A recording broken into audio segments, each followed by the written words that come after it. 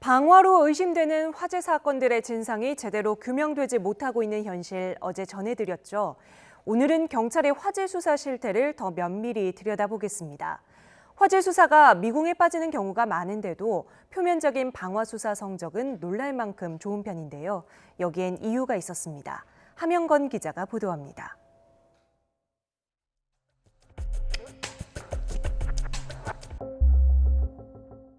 1년 전 이맘때 한밤 화재로 잿더미로 변한 강릉 목조문화재 성난정.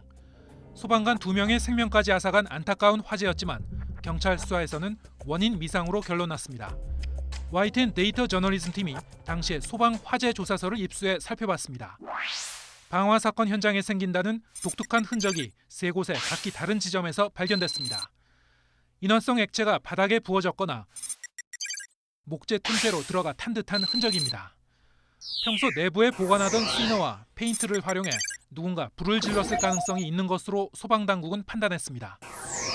하지만 국립과학수사연구원은 불이 난 원인을 직접 판단할 수 있는 특이한 연소 형상이 보이지 않는다고 감정했습니다.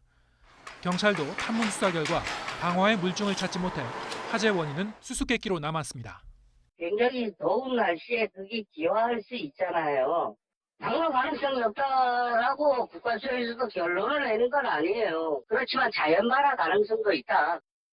지난해 12월 31일 광주에서 발생한 3남매 사망 화재 사건.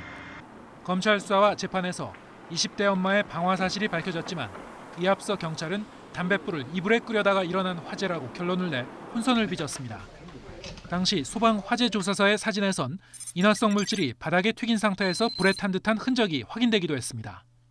경찰 같은 경우는 수사를 하는 입장이고, 저희 같은 조사를 하는 입장이다 보니까, 이런 화재 같은 경우는 국가수도 같은 나와서 하는 입장이기 때문에 저희가 함부롭게 말을 하거나 그런 상황이 아니더라고요. 소방과 경찰의 공조가 제대로 이루어지지 못할 때 화재 수사는 미궁에 빠지거나 엉뚱한 방향으로 가기도 하죠.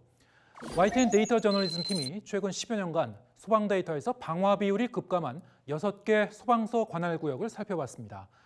소방서가 방화가 의심된다고 통지한 화재에 대해 경찰은 그 3분의 1 이상을 피해가 작다는 이유 등으로 아예 다루지 않거나 조사했지만 범죄 혐의점이 없다고 결론지었습니다. 경찰서당 평균 2달에 한 번꼴로 방화 사건을 처리하는데 그나마 수사한 사건 중 3분의 1은 실제로는 불이 나지 않은 방화 미수 사건이었습니다. 방화 수사엔 구체적인 물증이 필요하다 보니 범인은 현장에서 바로 잡거나 CCTV를 통해 검거한 게 대부분이었습니다. YTN이 전국의 지방경찰청에 화재 감식과 감정 등 과학수사로 방화범을 잡은 경우를 알려달라고 정보공개 청구하니 그 같은 성공 사례를 찾을 수 없다는 답변이 많았습니다. 화재 현장에선 방화범의 단서를 찾기가 그만큼 어렵다는 건데 처음엔 방화로 일부 의심된 사건이라도 물증이 안 나오면 조사만 하다가 사건을 종결 처리하는 경우가 자주 생깁니다. 여전히 불이 난 정확한 원인을 모르는데도 이른바 내사 종결되는 순간 해당 화재는 방화 사건이 아니라 일반 화재로 분류됩니다.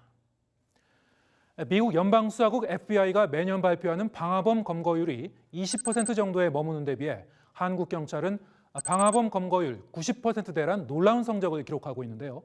일종의 착시 현상일 가능성이 높다는 지적입니다. 실제 방화범을 잘 잡아서 방화로 가는 것이 아니고 방화범을 잡아서 기소한 경우에 방화 처리가 되다 보니까 방화범을 잘 잡는 거죠. 그러니까 결과적으로는 실제 방화는 그거보다 월등히 많다라고 보시면 됩니다. 이와 관련해 경찰은 자체 과학수사팀이나 국립과학수사연구원 등의 화재 감식 감정과 이에 따른 내사 종결 내역은 통계로 관리하고 있지 않다고 밝혔습니다. YTN 함영건입니다.